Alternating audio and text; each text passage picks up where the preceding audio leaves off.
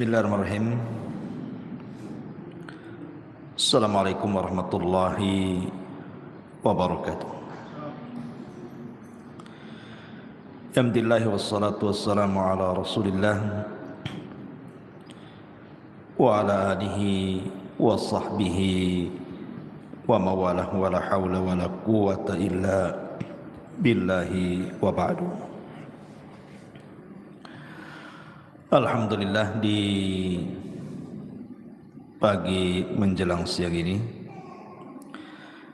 kita bisa kembali duduk di Masjid Nidaul Ilmi dalam rangka kajian rutin setiap Rabu jam 10. Dan pembahasan di hari ini kita akan membahas seputar mukaffirat minadz-dzunub. Hal-hal yang bisa menghapuskan dosa-dosa.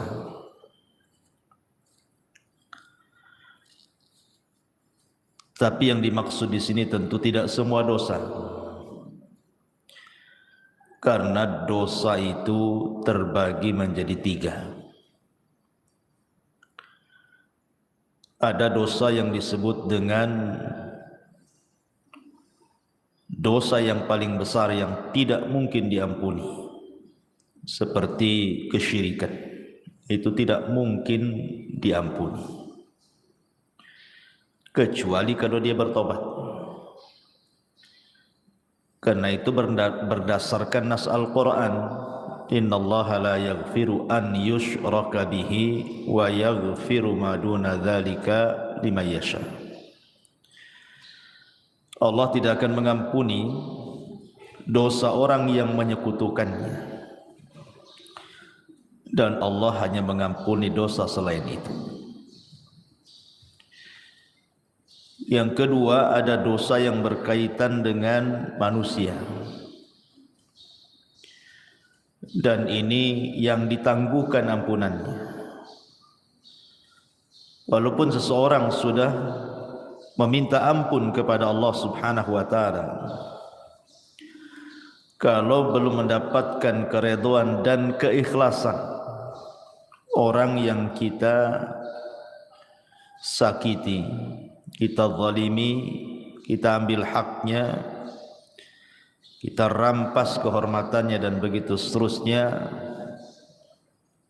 maka Allah Subhanahu wa taala tidak akan mengampuninya sampai ada kerelaan orang yang dizaliminya. Dan kalau dia sampai mati dan tidak kunjung pula mendapatkan kerelaannya, maka nanti akan terjadi qisas pada hari kiamat. Kemudian yang ketiga, inilah dosa antara kita dengan Allah Subhanahu wa taala. Inilah yang kita akan bahas, adalah dosa-dosa yang berkaitan kita dengan Allah Subhanahu wa taala selain syirik ataupun dosa yang berkaitan dengan orang lain. Banyak perkara-perkara sebenarnya yang hanya dengan melakukan amalan-amalan tertentu, maka Allah Subhanahu wa taala dengan sendirinya akan mengampuni dosa-dosa kita. Bahkan ada amalan-amalan itu yang kalau dilakukan itu, walaupun dosa kita sebanyak buih di lautan, maka Allah Subhanahu wa taala akan mengampuninya. Seperti apa contohnya? Nabi sallallahu alaihi wasallam bersabda dalam sebuah hadis,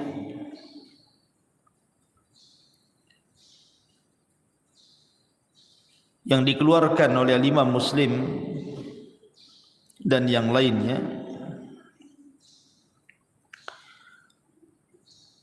ketika menyebutkan riwayat tentang dosa-dosa yang akan diampuni walaupun dosa itu sebanyak buih di lautan.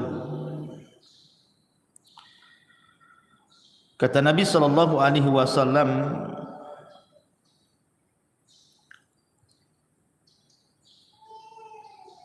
disebutkan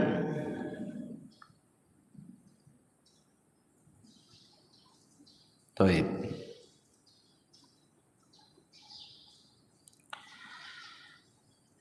Dari Himran dia mengatakan, falamma tawaddu'a Uthman qala wallahi la uhaddithannakum hadithan wallahi laula ayah fi kitabillahi ma haddathtukumuhu inni sami'tu Rasulullah sallallahu alaihi wasallam yaqul la yatawadda rajulun fayuhsinu wudu'ahu thumma yusalli salata illa ghufira lahu ma bainahu wa baina as-salati allati taliha. Qala Urwah al-ayah innal ladzina yaktumuna ma anzalna minal bayyinati wal huda ila qawlihi al-la'inun, rawahu Muslim.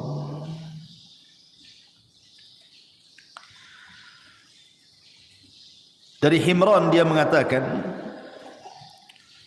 ketika Uthman ibn Affan radhiyallahu anhu,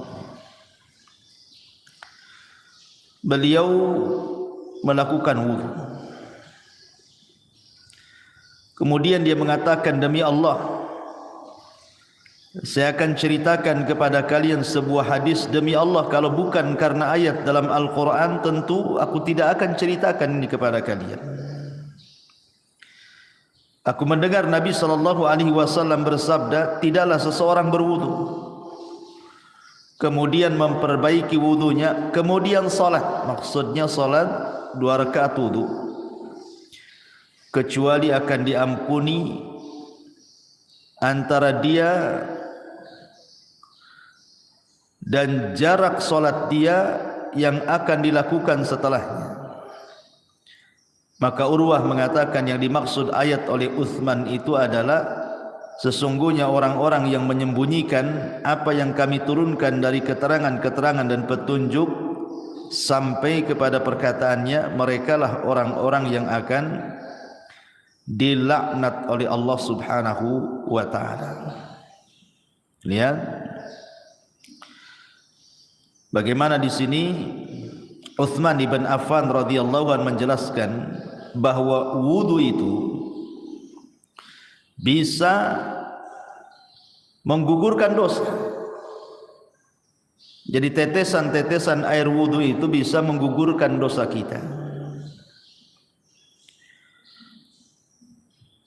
Artinya bahwa hanya semata-mata kita berwudu itu sudah diteteskan dosa-dosa kita lewat air wudu tadi.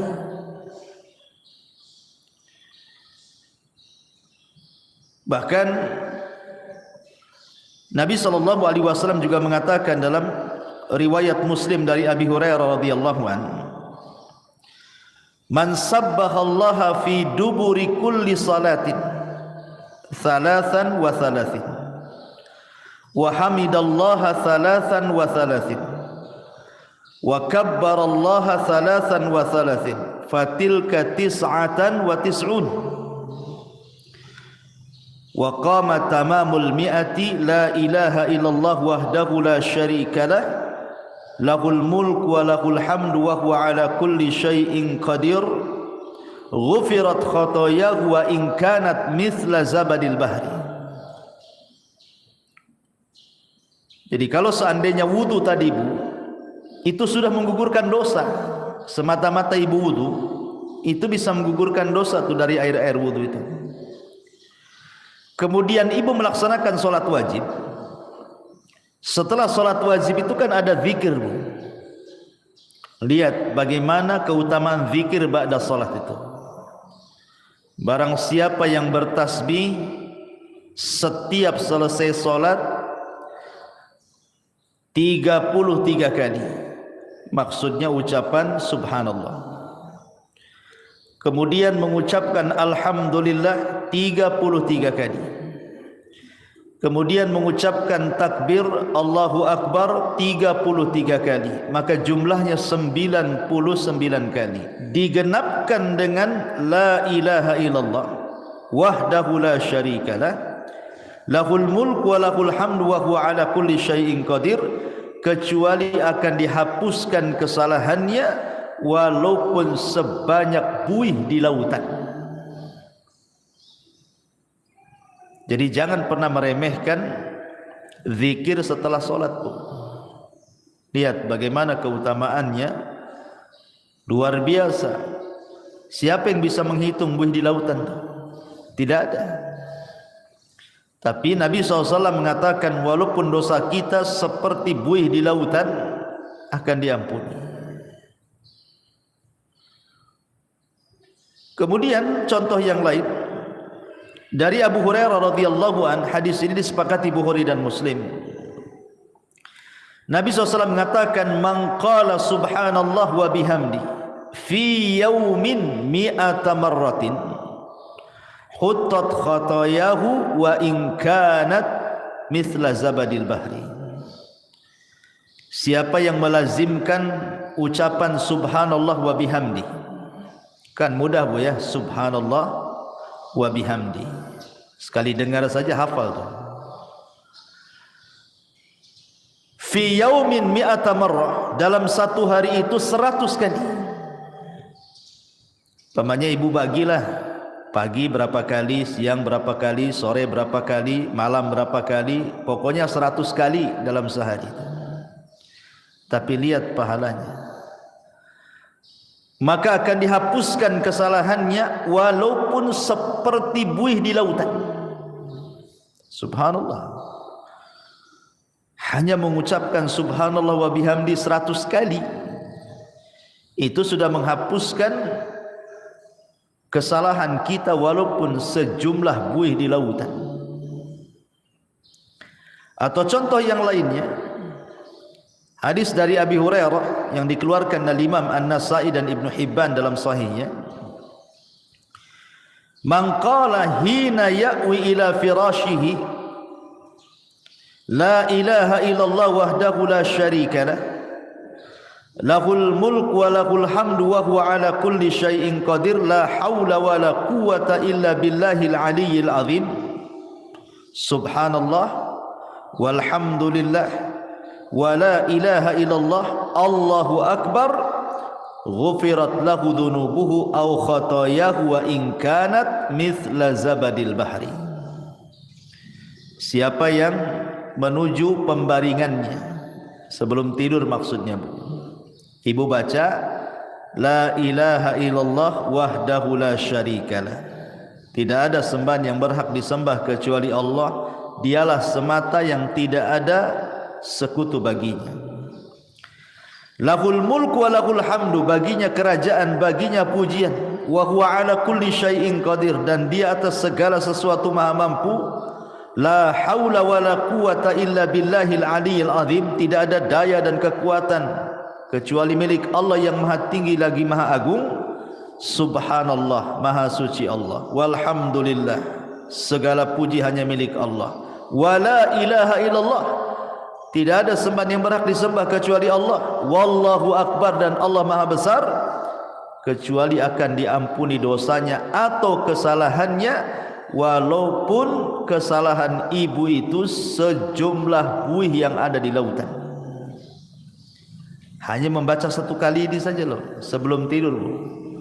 La ilaha illallah wahdahu la syarikalah lahul mulku wa lahul hamdu wa huwa ala kulli syai'in qadir la haula wa la quwata illa billahil aliyyil azim subhanallah walhamdulillah wa la ilaha illallah Allahu akbar. Cukup menghapuskan kesalahan kita walaupun sejumlah buih yang ada di lautan. Subhanallah Bu ya, lihat. Sebenarnya amalan-amalan zikir seperti ini itu kan bisa kita lakukan. Karena zikir itu bisa dilakukan, anak kecil bisa melakukannya, orang remaja bisa melakukannya, orang dewasa bisa melakukannya, orang tua bisa melakukannya, laki-laki bisa, perempuan bisa, kapanpun bisa. Tidak harus mengeluarkan modal, yang penting dihafal, dibaca. Tapi lihat pahalanya, menunjukkan bahwa zikir itu amalan yang luar biasa.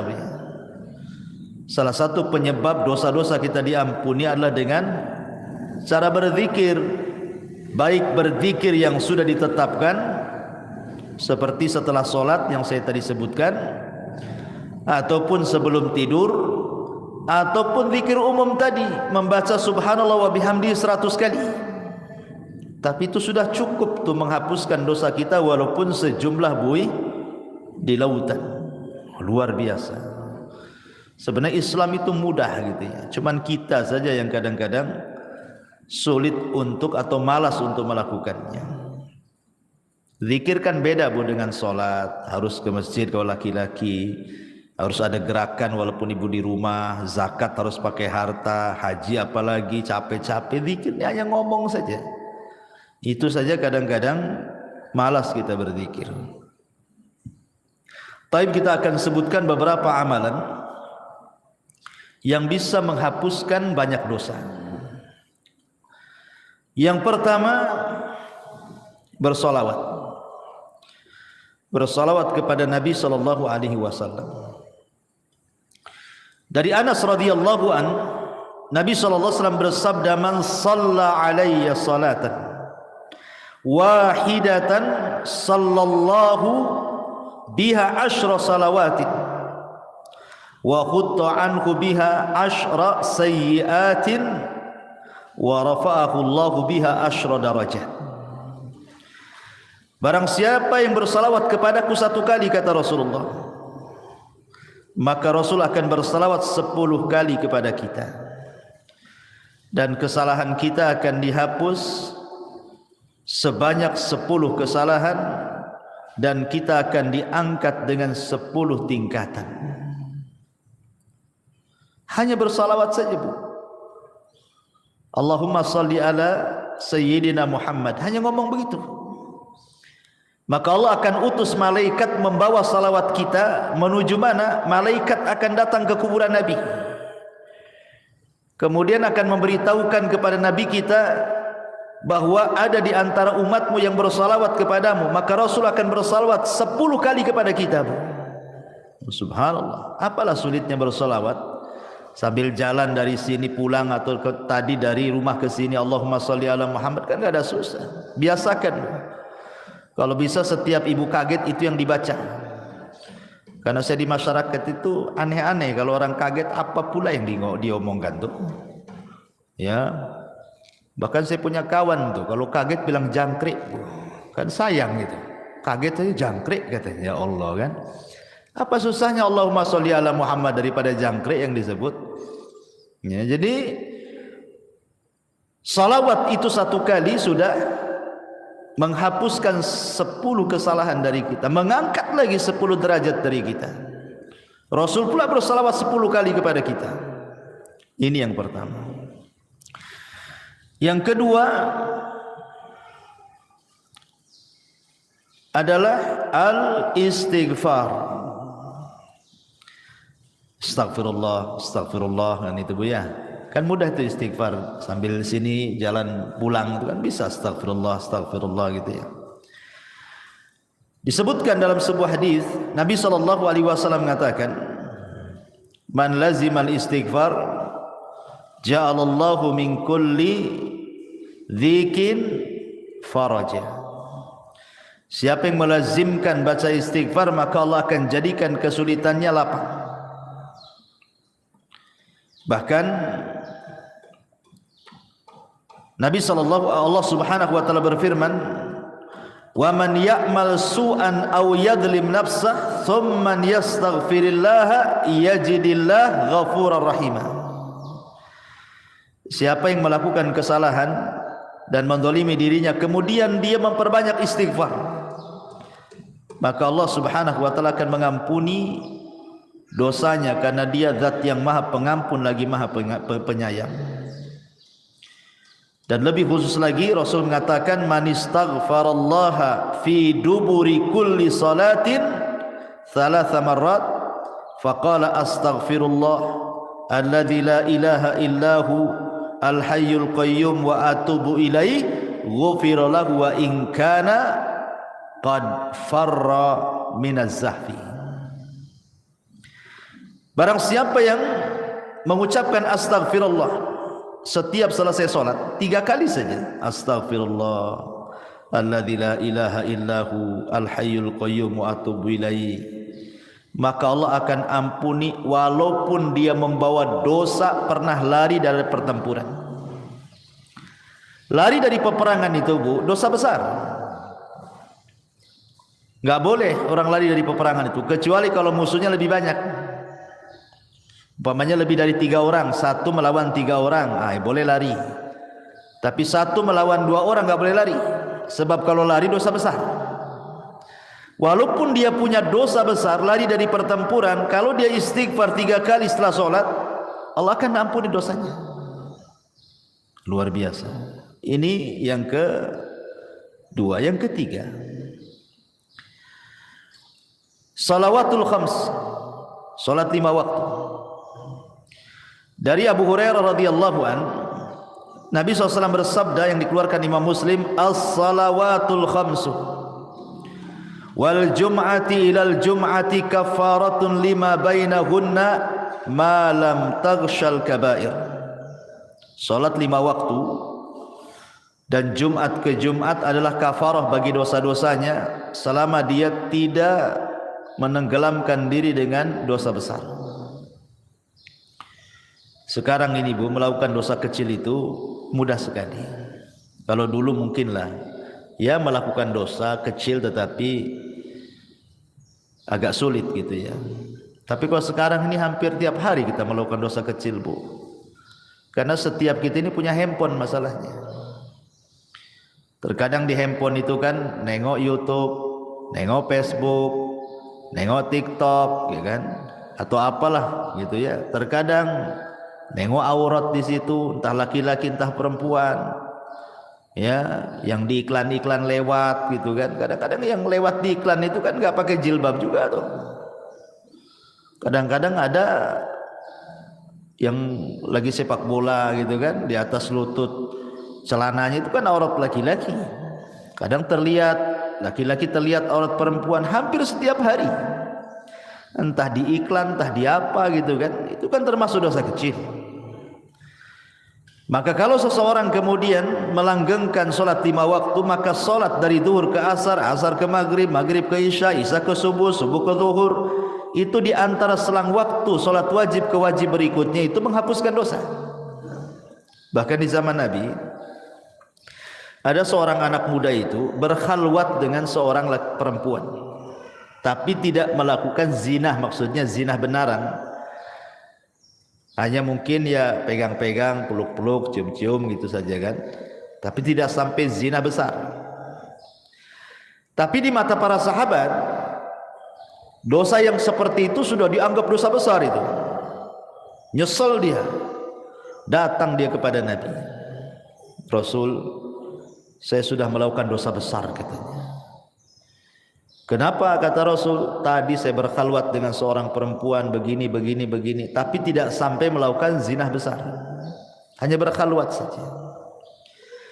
Kata Nabi SAW, hal sallaital asra ma'iya jama'atan, apakah tadi engkau solat asar bersamaku jamaah? Kata anak muda ini, ya wahai Rasul.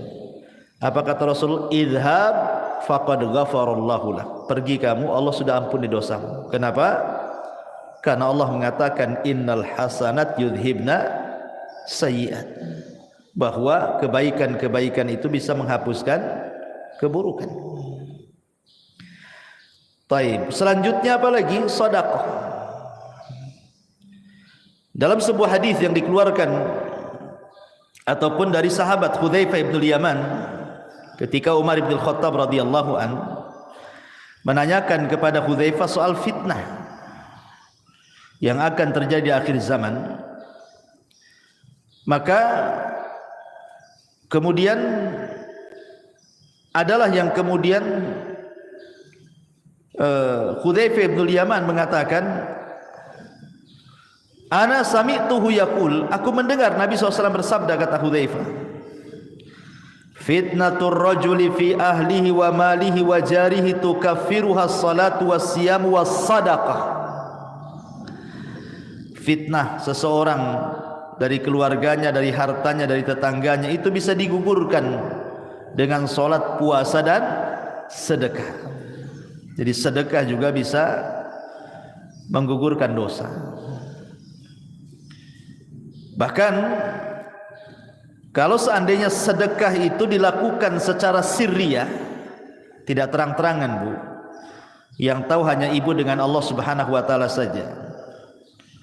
Gimana caranya Ustaz sedekah sirriyah itu? Oh gampang, sekarang kan di handphone itu sudah banyak tuh program SMS banking itu, Bu, ya. Kirim saja lewat SMS banking, kemudian coret namanya, kan gak nampak tuh pengirimnya, dicoret, kan tidak ada yang tahu siapa pengirimnya. Sudah gitu saja, tinggal konfirmasi. Ya, jangan dikasih tahu konfirmasinya. Kalau udah tahu nomornya, tahu pula dia, kan pakai nomor lain. Ya, jadi orang tak tahu yang dari sumbangan tuh. Makanya Nabi SAW mengatakan, sadaqatus sir tudfi'u ghadab rabb. Bahwa sedekah yang tidak terang-terangan itu bisa menghilangkan kemurkaan Allah Subhanahu wa taala. Bahkan dalam riwayat, tudfi'ul khati'ah kama yudfi'ul ma'un nar, bisa menghilangkan kesalahan seperti api bisa dipadamkan dengan air. Rawahu Tirmidzi. Jadi sedekah juga bisa menggugurkan dosa. Kemudian apalagi intidharus shalah.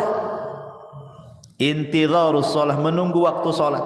Rindu rasanya ibu itu di rumah itu, kapan zuhur kok lama kali ya, katanya. Nanti sudah sholat duhur, kapan asar ini kok lama kali. Habis asar, aduh kapan nih maghrib ini kok lama kali. Ini terbalik, aduh udah duhur lagi katanya. Nanti asar, cepat kali waktu ini, baru tadi itu sudah asar. Ah, itu sholat jadi beban bagi dia tuh kalau ngomong kayak gitu tuh.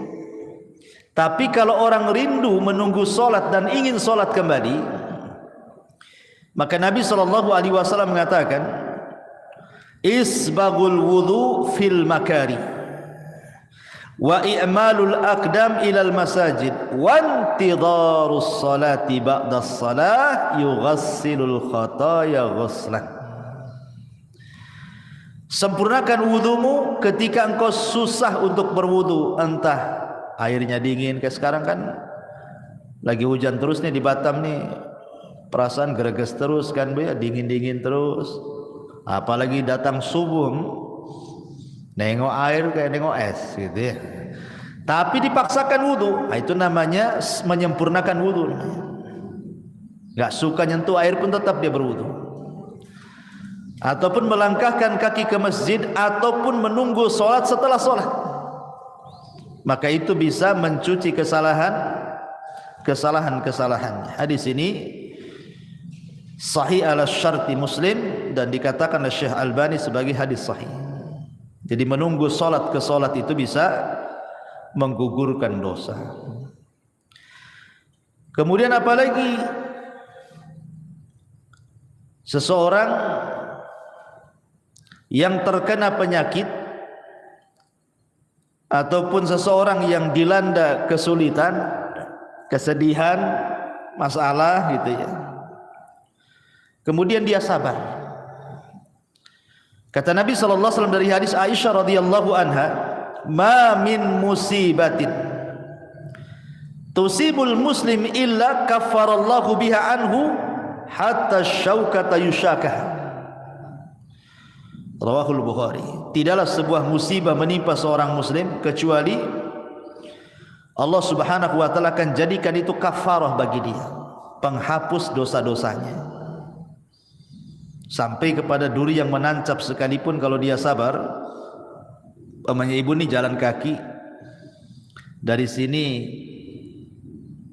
tiba-tiba kok adalah yang nancap itu, entah tusuk sate gitu ya, atau mungkin duri tanaman. Kemudian ibu merasakan sakit, tapi ibu tidak ngeluh, ibu sabar gitu ya. Alhamdulillah, mudah-mudahan ini jadi penghapus dosa gitu ya. Itu bisa menghapuskan dosa tuh. Ya. Tapi jangan ditusukkan, ambil peniti, tusukkan pula kan itu. Itu sengaja ditusuk-tusukkan. Tak boleh itu menyakiti badan. Karena badan ini milik Allah. Dari ujung rambut sampai kaki itu milik Allah, tak boleh disakiti. Kalau kita disakiti oleh diri sendiri, sengaja ambil peniti dicolokkan gitu ya ke badan kita, berdosa kita. Karena badan ini amanah Allah, milik Allah semuanya, harus dijaga. Ya. Kemudian juga mengucapkan alhamdulillah setelah makan, Bu. Ibu makan nih, makan apa saja, entah makan nasi, entah makan bakso, entah makan mie, entah makan apa sajalah ya. Yang penting setelah makan, ibu mengucapkan alhamdulillah. Man akala ta'aman thumma qala alhamdulillah. Barang siapa yang mengucapkan alhamdulillah setelah dia makan, maka ghufira lahu ma taqaddama min dzambi wa ma ta'akhkhar. Dia akan dihapuskan dosa-dosanya yang telah dan yang berlalu. Subhanallah. Hanya mengucapkan alhamdulillah saja habis makan, Bu. Itu sudah bisa menghapuskan dosa, kan luar biasa. Apalah susahnya alhamdulillah habis makan. Ya. Kemudian juga ketika salat, Bu, ketika amin, ketika imam mengatakan ghairil maghdubi alaihim waladdallin, amin, ya gitu ya. Ketika imam mengatakan amin, nah, kita juga ikut tuh amin. Artinya aminnya imam dengan aminnya makmum itu harus sama. Jangan imam dulu baru makmum, tidak. Dengar imam waladdallin saja, langsung ibu amin. Jadi aminnya ibu dengan aminnya imam itu sama. Maka kata Nabi SAW, idza ammanal imam fa'aminu fa innahu man wafaqa ta'minahu ta'minal malaikati ghufira lahu ma taqaddama min dzambi. Lihat, apabila imam mengucapkan amin, maka aminlah. Maka barang siapa yang cocok antara tak aminnya ia dengan aminnya makmum, setara gitu ya, sama-sama, kemudian bertepatan pula dengan aminnya malaikat, maka akan diampuni dosa-dosanya. Coba ngucapin amin saja loh, diampuni dosanya, luar biasa. Ya, tapi yang benar, jangan kayak anak-anak amin, kayak gitu ya. Jadi harus ada wazannya amin itu. Amin itu dibaca dua wazan, Bu. Bisa menggunakan wazan fa'ilun, ya, atau fa'ilun. Dibaca amin atau amin. Nah, dua bacaan, Bu. Amin itu dua bacaan. Ala wazni fa'ilun atau fa'ilun gitu ya. Bisa dibaca amin ataupun amin. Nah, dua-duanya boleh. Karena arti amin itu artinya ya Allah kabulkan doaku. Allahumma istajibli, itu arti amin itu. Jadi jangan main-main dengan amin itu, karena amin itu meminta kepada Allah agar doa kita dikabulkan dalam sholat. Kemudian juga contoh amalan yang lain adalah al-masyu ilal masajid, melangkah ke masjid. Itu pun termasuk yang bisa menggugurkan dosa. Seperti hadis yang tadi saya baca, isbagul wudu alal makarih wa kathratul khuta ila al masajid ghufira lahu ma taqaddama min dhanbi. Kemudian juga yang selanjutnya, bagi laki-laki al muhafadzati ala salatil jum'ah, yang menjaga salat Jumat.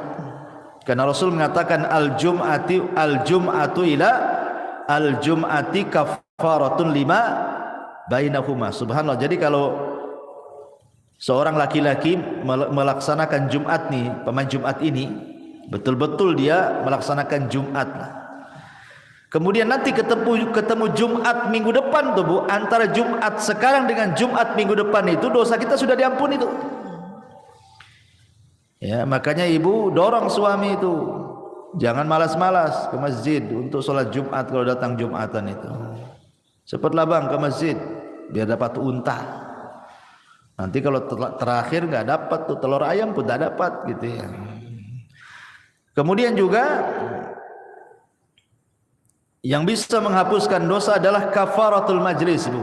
Ingat ibu ya, kafaratul majlis itu penting Bu. Ibu umpamanya datang ke arisan atau mungkin datang ke kondangan, atau ibu main ke rumah kawan, entah berdua, entah bertiga, entah berempat, ngobrol lah ibu di situ sambil makan rujak, ya kan? Nanti Bu setelah pulang Bu, setelah selesai mau balik nih Bu ya, jangan lupa Bu baca kafaratul majlis.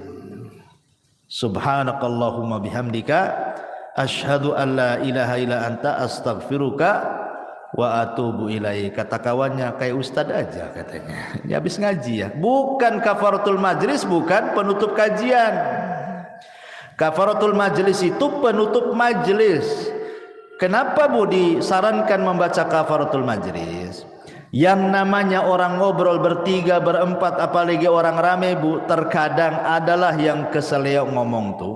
Entah keseleo akhirnya bicarakan orang, entah terlalu kasar nyinggung orang yang ada di situ. Coba bayangkan, coba ibu datang ke rumah kawan tak ada dosa, tahu-tahu ngobrol di situ jadi punya dosa. Akhirnya apa? Gibain orang, atau mungkin tersinggunglah orang yang ada di situ dengan ucapan ibu gitu ya, atau dengan intonasi ibu disangka ibu marah, jadi orang nggak enak kan. Nah, supaya hilang dosa-dosa di majelis itu Bu, pulang tak bawa dosa, berangkat tak bawa dosa, gitu maksudnya. Supaya pulang pergi itu betul-betul tak bawa dosa. Jangan pula berangkat tak bawa dosa, pulang pula bawa dosa. Nah, itu pentingnya kafaratul majlis. Kemudian juga ibu kalau dengar azan Bu, kan di situ apa namanya, ada doa. Ya, doa apabila ibu mendengar suara muazzin. Kata Nabi SAW, biasakan kalau umpamanya ibu kan setelah membaca, kata Rasul kalau muazzin bilang Allahu Akbar ya kita Allahu Akbar kan itu ya, sampai kepada hayya ala taini ya, hayya ala shalah ya al falah, kan tidak sama tuh jawabannya.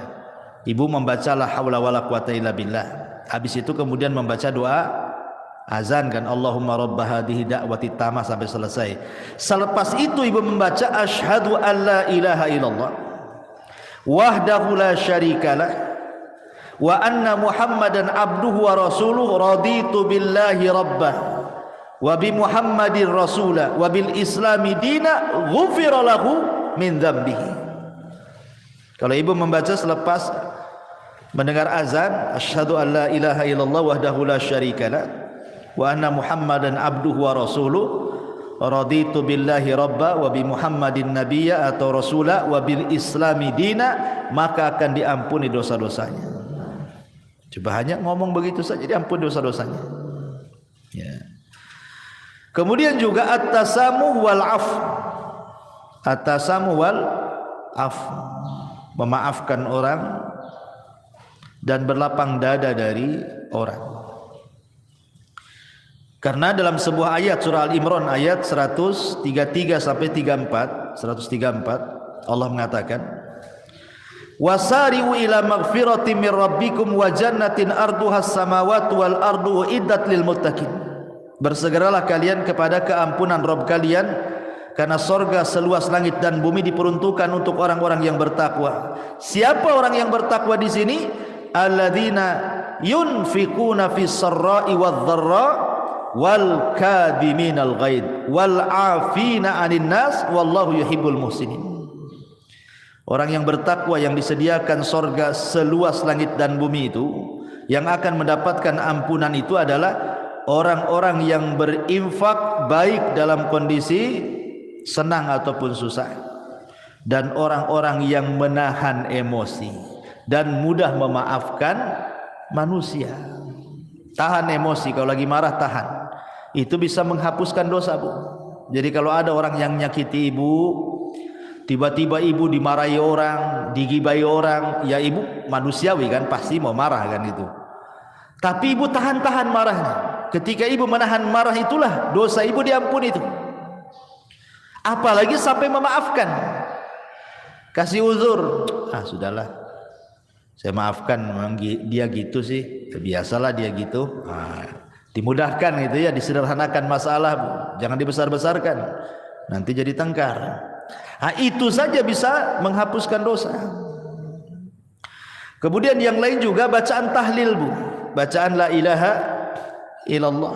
Kata Nabi SAW, man qala la ilaha illallah wahdahu la syarika la lahul mulku wa lahul hamdu wa huwa ala kulli syai'in qadir fi yaumin mi'ata marrah. Barang siapa yang mengucapkan la ilaha illallah wahdahu la syarika la lahul mulku wa lahul hamdu wa huwa ala kulli syai'in qadir, dalam satu hari itu 100 kali, Bu. Apa kata Rasul? Kanat adlu asyri riqabin wa kutibat lahu mi'atu hasanatin wa muhiyat anhu mi'atu sayyiatin. Maka sebanding dengan memerdekakan 10 budak, akan dicatat 100 kebaikan, akan dihapus 100 kesalahan. Masya Allah ya. Ibu merdekakan budak dari mana duitnya, Bu? Cukup membaca ini saja 100 kali sama dengan ibu merdekakan budak 10 budak. Cukup tidak dicatat lagi 100 kebaikan, cukup tidak dicatat lagi, dihapus lagi 100 kesalahan. Hanya ngomong begini, Bu ya. 100 kali. Ibarat kita infak gitu ya untuk memerdekakan. Harga budak tuh tak tahu sekarang berapa tuh ya. Tapi cukup membaca ini 100 kali saja sudah sama dengan memerdekakan 10 budak. 100 kesalahan dihapus, 100 kebaikan dicatat. Subhanallah. Termasuk juga, Bu, salatu rakaataini, salat 2 rakaat apabila ibu melakukan dosa. Ibu habis gibah nih di tetangga nih. Lama pula gibahnya setengah hari. Baru balik, aduh mak, tadi saya sudah gibai orang nih. Nantilah, langsung ibu telepon sama yang digibai itu. Saya minta maaf loh, tadi saya yang gibai anti loh. Minta maaf ya. Habis itu ngomong sama kawan-kawan yang satu majelis tuh, saya nggak ikut-ikut loh katanya. Nah, ibu langsung sholat 2 rakaat tuh, sholat tobat namanya ya. Maka kata Nabi SAW, ma min abdin aznaba dzamban fayuhsinu tuhur thumma yaqumu fayusalli rak'ataini thumma yastaghfirullah illa ghufirallah. Tidaklah seorang hamba melakukan dosa kemudian dia memperbaiki wudu, kemudian dia salat 2 rakaat salat taubat, bertobat kepada Allah, kecuali Allah akan ampuni itu dosa-dosanya ya. Kemudian juga yang bisa menghapuskan dosa adalah ittiba'us sayyi'ah al-hasanah, ikuti yang buruk dengan yang baik. Jadi kalau seandainya satu hari ini kita melakukan keburukan, maka buatlah satu hari ini juga melakukan kebaikan. Boleh jadi mungkin satu hari ini ibu tidak sadar marahi orang. Orang yang dimarahinya mungkin ya kita tidak tahu apakah dia menerima atau tidak gitu kan. Tapi mungkin ibu melakukan hal yang sama. Buatlah kebaikan di situ juga. Kalau tadi marah-marah, sekarang ngomong yang baik-baik, yang santun-santun sama orang gitu ya. Jadi imbangi itu keburukan dengan kebaikan. Sebagaimana yang sering saya katakan, kalau ibu melakukan dosa yang tidak terang-terangan dalam satu hari ini 2 kali, maka lakukan juga amalan yang baik yang tidak terang-terangan 2 kali juga, supaya bisa menghapus kesalahan tadi. Karena Rasul yang mengatakan wa atbi'is sayyi'atal hasanata tamhuha, ikutilah yang buruk dengan yang baik. Yang baik itu pasti mengalahkan yang buruk. Innal hasanat yudhibnas sayyi'at, karena kebaikan itu bisa menghilangkan keburukan. Termasuk juga orang-orang yang mati syahid, orang-orang yang terlibat dalam perang gitu ya. Karena Rasul yang mengatakan Allah akan mengampuni dosa orang yang mati syahid apapun dosanya kecuali utang. Kecuali kalau dia punya utang lain, kata Rasul. Termasuk juga at-taubatus shadiqah, bertobat betul-betul sebelum matahari terbit dari barat ataupun sebelum nyawa di kerongkongan. Nah, itu bisa menghapuskan dosa. Termasuk juga puasa. Pertama puasa Asyura, puasa di bulan Muharram, tanggal 10 bulan Muharram. Kata Rasul, yukaffiru sanatal madiyah, menghapuskan dosa 1 tahun ke belakang, rawahu Muslim.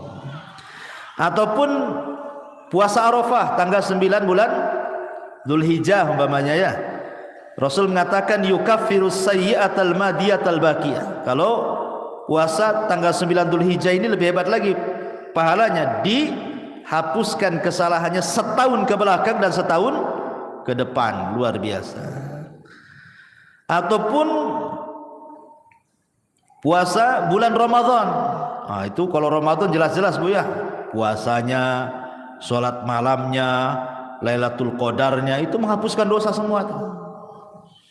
Kata Nabi SAW, man shoma Ramadanan, wa fi riwayatin man qama Ramadanan, wa fi riwayatin man qama Lailatul Qadrin imanan wa ihtisaban ghufira lahu ma taqaddama min dhanbi. Barang siapa yang puasa di bulan Ramadan, dalam riwayat barang siapa yang salat malam di bulan Ramadan, dalam riwayat yang lain barang siapa yang mendirikan Lailatul Qadar penuh iman dan mengharap pahala, maka Allah akan ampuni dosa-dosanya. Nah, ini juga perkara-perkara yang bisa menghapuskan dosa, termasuk haji dan umroh kalau ibu punya uang. Karena Nabi SAW yang mengatakan, man hajja lillahi falam yarfus walam yafsuq raja'a ka yaumin waladathu ummuhu. Siapa yang haji karena Allah Bu, bukan karena manusia, dia tidak mengeluarkan kata-kata kotor selama haji, tidak melakukan kemungkaran selama haji, kefasikan, kecuali pulang Bu seperti anak bayi. Anak bayi kan gak punya dosa Bu. Nah, itulah keutamaan orang haji. Pulang saja gak punya dosa dia. Begitu juga umroh. Al-umratu ilal umrati kafaratun lima bainahuma. Umroh satu ke umroh berikutnya itu setahun namanya umroh nih. Tahun ini umroh, tahun depan umroh lagi. Setahun itu dihapuskan dosa-dosanya dari umroh ke umroh. Subhanallah ya. Maka ini kesempatan bagi orang-orang kaya nih. Kalau memang punya uang berangkat ya. Karena ini salah satu yang bisa menggugurkan dosa. Tentu yang paling besar dari semuanya, dari semua yang saya jelaskan dari awal sampai akhir tadi, yang paling besar yang bisa menghapuskan dosa adalah at-tauhid ya. Tidak menyekutukan Allah, tidak menyekutukan Allah, dan beriman kepada dan beramal saleh. Tauhid, tauhid ini penting. Kemudian juga amal saleh secara umum, apapun amal solehnya, sebagaimana Allah mengatakan dalam surah Al-Ankabut ayat 7, walladzina amanu wa amilus salihat lanukaffiranna anhum sayyiatihim. Orang-orang yang beriman dan beramal saleh, sungguh kami akan menggugurkan kesalahan-kesalahan mereka, termasuk berusaha menjauhi dosa-dosa besar. Dalam surah An-Nisa 31 Allah mengatakan, in tajtanibu kabaira ma tunhauna anhu nukaffiru ankum sayyiatikum. Jika kalian menjauhi dosa-dosa besar, syirik, zina, minum khamar dan begitu seterusnya, apa yang telah dilarang, maka kami akan gugurkan dari kalian kesalahan kalian. Termasuk juga berusaha menjadi orang yang takwa, menjalankan perintah, menjauhi larangan gitu ya. Karena Allah mengatakan, wa man yattaqillaha yukaffir anhu sayyiatihi barang siapa yang bertakwa kepada Allah maka Allah akan hapuskan dosa-dosanya. Dan juga penting taubah as-sadiqah, betul-betul bertobat dengan tobat yang jujur. Tapi kalau seandainya ini berkaitan dengan dosa besar, maka ada tambahan, bukan hanya sekedar amalan-amalan yang saya tadi sebutkan. Kalau berkaitan dengan dosa besar, ada lagi tambahan. Pertama, ikhlas, niat ingin bertobat. Yang kedua, al-iqla', betul-betul melepas dosa dan meninggalkan. Yang ketiga, an-nadam, menyesal, kenapa saya melakukan dosa.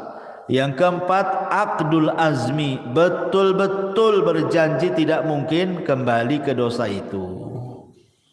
Kemudian yang kelima, ikuti dosa yang sudah dilakukan dengan kebaikan supaya dosanya bisa terhapuskan. Dan kalau itu berkaitan dengan hak adami, hak-hak manusia, maka kembalikan.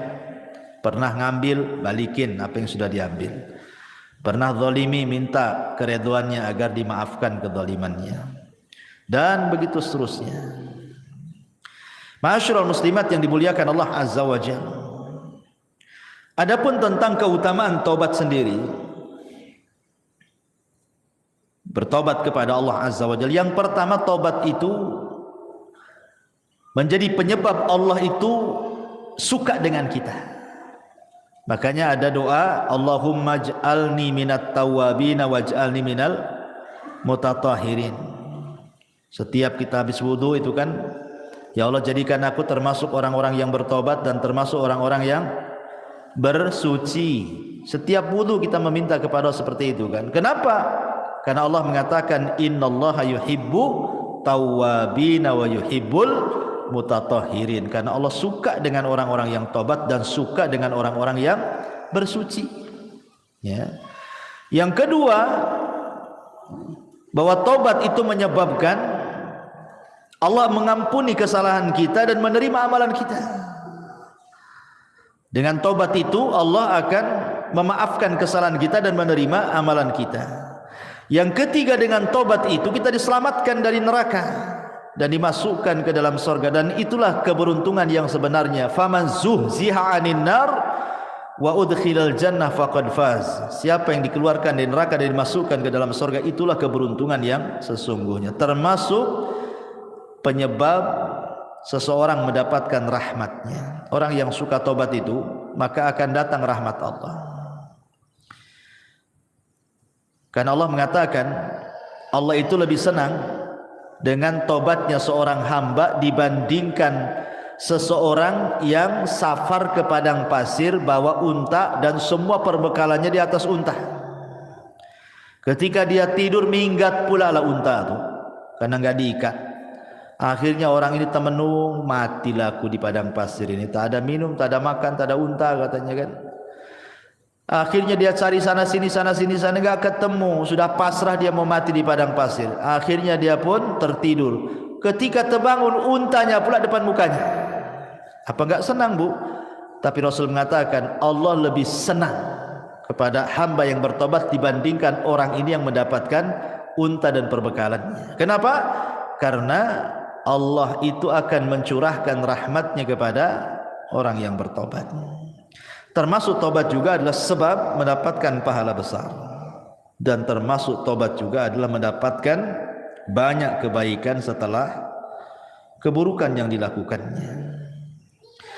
Baik, ma'asyiral muslimat yang dimuliakan Allah Subhanahu wa taala, intinya bahwa seorang hamba itu tidak boleh bosan untuk mencari rahmat Allah Subhanahu wa taala. Karena walaupun malaikat itu, malaikat itu hamba yang tidak pernah bermaksiat kan, Bu? Tapi Adam itu adalah makhluk yang bermaksiat. Tetapi Allah Subhanahu wa taala muliakan Adam dibandingkan malaikat kan, Bu? Adam bermaksiat, kemudian bertobat. Malaikat bertobat terus, tak pernah maksiat. Tapi Allah muliakan Adam. Kenapa? Perhatikan hadis Nabi SAW. Kata Nabi sallallahu alaihi wasallam, "Walladzi nafsi biyadi, law lam tudhnibu la dhahaballahu bikum wa la jaa biqaumin yudhnibun fayastaghfirunallaha fayaghfiru lahum." Demi zat yang jiwaku di tangannya, kata Rasul, seandainya kalian tidak melakukan dosa seperti malaikat, anggaplah kalian seperti malaikat, tidak punya dosa, tidak pernah melakukan dosa, tentu Allah akan binasakan kalian semua, dan akan didatangkan sebuah kaum yang berdosa kemudian minta ampun kepada Allah, Allah pun ampuni dia. Kenapa? Karena Allah suka dengan orang yang bertobat. Lah macam mana orang bertobat kalau tak punya dosa? Kan bertobat tuh karena punya dosa, kemudian dia bertobat. Allah suka tuh dengan orang yang bertobat. Tapi jangan disengaja buat dosa, nanti tak sempat pula bertobat. Ya. Jadi maksudnya di sini adalah lihat bagaimana keutamaan orang yang bertobat kan. Karena memang Allah Subhanahu wa taala sudah memang melekatkan kepada anak Adam itu pasti berbuat dosa. Kullu bani Adam khata'un wa khairul khata'ina tawwabun, kan itu. Setiap anak Adam itu pasti dosa. Pasti melakukan dosa. Kalau ada ibu yang mengatakan saya tidak pernah berbuat dosa, kadzabti, dusta ibu ini. Dustakan orang yang mengatakan saya tidak pernah berbuat dosa. Karena dosa itu macam-macam. Tetapi sebaik-baik orang yang melakukan dosa, tobat. Ya, bertobat kepada Allah Subhanahu wa taala. Ma'asyiral muslimat yang dimuliakan Allah Azza wa Jalla, yang jelas bahwa ingat, sebesar apapun dosa kita, walaupun sampai membumbung ke langit sekalipun, sampai ke awan lah dosa kita itu saking banyaknya. Kalau kita datang betul-betul menghadap Allah ingin bertobat, apa dalam hadis qudsi itu? Allah katakan, "Ya ibadi, lau dhunubuka ananas sama, thumma astaghfartani ghafartu laka ala ma kana minka wala ubali." Hei anak Adam, sekalipun dosamu melambung sampai ke langit, kata Allah, tapi kau datang kepadaku dengan ikhlas ingin bertobat, ku ampuni, aku enggak peduli, kata Allah. Lihat bagaimana luasnya rahmat Allah Subhanahu wa taala. Sampai Amr bin As ini kan Bu, seorang sahabat, dia baru masuk Islam setelah 20 tahun. Dia sama dengan Khalid bin Walid tuh, 20 tahun baru masuk Islam. Setelah lewat Islam 20 tahun baru masuk Islam tuh. Khalid bin Walid, Amr bin As, dan ada satu kawannya itu, 3 orang. Khalid bin Walid langsung masuk Islam, berbaiat kepada Rasul. Amr bin As pula ragu-ragu. Kata Rasul, "Kenapa kau ragu-ragu, hai Amr? Apakah kau ragu-ragu dengan agamaku?" Kata Rasul, kata Amr, "Bukan itu wahai Rasul. Aku ingin masuk Islam tapi ada syaratnya," kata Amr gitu. Kata Rasul, "Apa syaratnya?" "Begini Rasul, kau tahu apa yang sudah kulakukan kepadamu dan sahabatmu. Sampai ketika kaum muslimin hijrah ke Habasyah juga, Amr bin As yang melobi Najasyi untuk memulangkan. Kau sudah tahu dosaku banyak wahai Rasul. Saya siap masuk Islam. Pertanyaannya, aku minta syarat." Kata Rasul, "Apa syaratnya?" "Seandainya aku masuk Islam, maukah kau berdoa kepada Allah agar dosa-dosa yang selama ini kulakukan kepadamu dan sahabat-sahabatmu Allah ampuni?" Rasul pun tersenyum dan mengatakan, "Ya Amr, innal Islam yahjubu ma qabla." Amr, Islam itu menghapuskan dosa-dosa sebelum Islam. Sebagaimana taubat itu tahjubu ma qabla, menghapuskan dosa-dosa sebelum taubat. Artinya nikmat Allah, rahmat Allah itu luas. Di zaman Bani Israel ada 99 orang dibantai oleh preman. Tapi dapat hidayah, preman ini ingin bertaubat. Datang dia kepada seorang rahib, jahil pula rahib ini.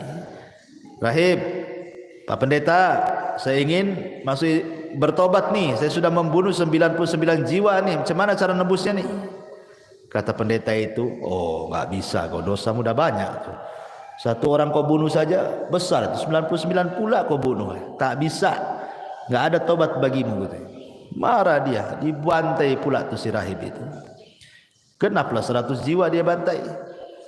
Tapi dia tidak putus asa ingin bertobat. Ketemulah seorang alim, memang ahli ilmu gitu ya, bertanya, "Ada nggak tobat? Saya sudah membunuh 100 jiwa yang terakhir seorang rahib ku bantai gitu. Akhirnya kata sang alim nih, ada, tapi kau harus datang ke perkampungan. Kampung itu semua orang alim, orang soleh, orang baik. Kau gabunglah dengan mereka. Mudah-mudahan Allah berikan rahmat kau di sana. Menunjukkan apa? Lingkungan itu mempengaruhi tobat. Ya, berangkat dia di tengah jalan antah berantah, mati pula dia, entah jatuh entah apa, mati dia. Belum sampai ke kampung yang dituju. Datang malaikat azab mau ngambil ruhnya. Dia pantas masuk neraka katanya. Datang pula malaikat rahmat, bukan, dia ahli sorga karena sudah ada niat tobat. Kata malaikat azab, tidak bisa, dia sudah membunuh 100 jiwa, yang terakhir itu pendeta dibunuh dia katanya. Akhirnya rebutanlah ruhnya malaikat azab dan rahmat ini. Akhirnya Allah mengutus apa? Malaikat hakim. Kata malaikat hakim pemutus ini, tunggu dulu, jangan diputuskan apakah dia termasuk ahli nar atau ahli jannah katanya. Kita ukur dulu antara kematian dia jaraknya dengan kampung yang dituju dengan kematian dia kepada orang yang bertanya. Kalau dekat kepada yang bertanya, masukkan dia ke neraka. Kalau dekat ke kampung yang dituju, masukkan dia ke sorga. Sebenarnya disebutkan dalam riwayat itu, dia itu baru keluar dari orang yang bertanya. Artinya desa yang dituju masih jauh itu sebenarnya. Tapi karena Allah luas rahmatnya, dilipatlah bumi itu sama Allah. Akhirnya didekatkan ke kampung itu. Padahal sebenarnya dekat ke yang ditanya karena baru keluar dari orang yang bertanya itu. Tapi karena rahmat Allah itu luas, dilipat bumi sama Allah, didekatkan ke kampung yang akan dituju bertobat. Subhanallah. Itulah kenapa Allah mengatakan inna rahmati taghlibu ghadabi. Rahmatku mengalahkan kemurkaanku. Allah lebih sayang. Ya, karena sudah ada niat tobat, dilipat bumi, dekatkan pula ke kampung bertobat, masuklah dia ke dalam sorga. Itu menunjukkan apa? Jangan putus asa dari rahmat Allah Azza wa Jalla. La taqnatu min rahmatillah, innallaha yaghfiru dzunuba jami'a. Jangan pernah putus asa dari rahmat Allah. Karena Allah itu mengampuni semua dosa, sebesar apapun dosa, hatta syirik sekalipun. Anggaplah syirik sekalipun. Tapi kalau dia ingin bertobat kepada Allah Subhanahu wa taala, enggak ada mustahil. Allah itu Ghafurur Rahim. Allah itu Maha menerima tobat siapapun.